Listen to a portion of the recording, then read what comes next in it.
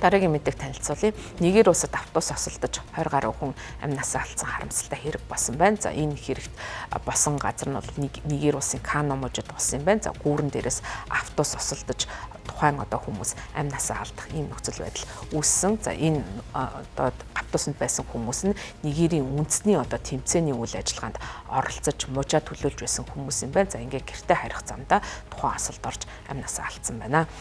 Тамирчид тус улсын баруун өмнөд хэсэгт орших Огун мужид өнгөрсөн 7 хоногт бол оролцсон үндэсний спортын наадмаас бол буцаж байсан юм байна. За амбран захирагч Аба Кабир Юсуп хэлэхдээ автобусны жолооч Кано Зера хурдны зам дээрх Чиронобагийн гүүрэн дээр гүүрийг давж явахдаа удирдлага алдсан. За ослын улмаас бол өөр хідэн зорчигч бол бас гэмтэж бэрцсэн юм байна. За мөн Нигер улсын холбооны замын аюулгүй байдлын байгууллага осол нь бол шөнийн урт хугацаанд явсны явах үеэр бол жолооч ядарсан. За хит хурдтай явснаас бол тухайн осол гарсан байж болзошгүй гэж мэдэгдэж байна. За ослын дараах бол бичлэг нь олон нийтэд цацагдахад автобус гүүрэн дээгүүр явж байгаад эвдэрсэн. За тухайн үед бол автобусанд 30 гаруй зорчигч байсан. За амьд үлдсэн хүмүүсийг орон нутгийн эмнэлэгт хүргэж эмчилүүлсэн байна. За даваа гарагийг Кано хотод гашуудлын өдөр болгон зарласан байна. Америк эцсийн ар гэрээхэнд 1 сая найра буюу 630 орчим $. Тусламж үзүүлж байгаа юм байна. За мөн хүнсний хангамж тусламж